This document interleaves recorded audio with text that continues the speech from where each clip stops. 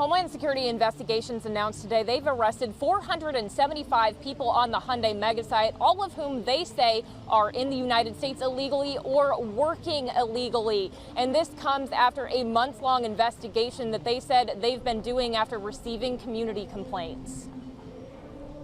The Department of Justice mission is to reduce illegal employment and prevent employers from gaining an unfair advantage by hiring unauthorized workers and exploiting those workers. U.S. Attorney Meg Heap saying details on the investigation into HLGA Battery Company, owned jointly by Hyundai and LG, are limited, but certainly is related to the presence of undocumented workers on the site. Stephen Schrank, the special agent in charge of Homeland Security investigations, saying those arrested were employees not just of the battery company. There was a network of subcontractors and subcontractors for the subcontractors there.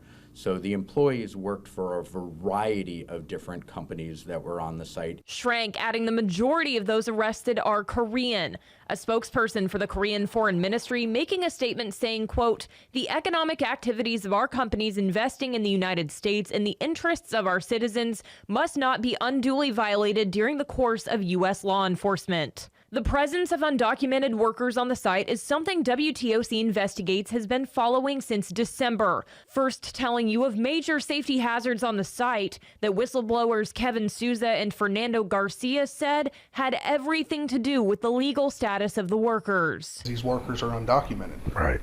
I mean, so they can treat them however they want to, and they do. Local contractors also telling WTOC they felt passed over in favor of illegal labor. We haven't been able to get our local contractors out there and get any work because we don't not work the undocumented workers. We work, American workers. We asked Special Agent Schrank what prompted HSI's investigation. Schrank saying the agency kept an eye on WTOC's reporting. We have monitored that reporting as well. We have also received many leads from community members, from prior workers. We have developed evidence over the course of many months.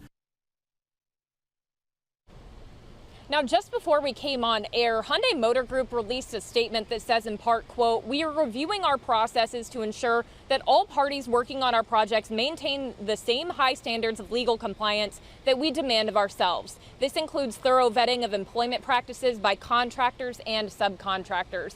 I do have to mention that throughout the course of our investigation into the presence of undocumented workers on the site, as well as the network of contractors and subcontractors on the site, we have reached out to Hyundai several times asking them about the presence of those undocumented workers and what their standards are for verifying that the folks that work for them, even through subcontractors, are working legally, and they have repeatedly denied that there are undocumented workers on their site and also said that they have the highest standards and that they always ensure that their subcontractors are adhering to the law, and if they find out they aren't, that they do cut off contact with them or discipline them in some way.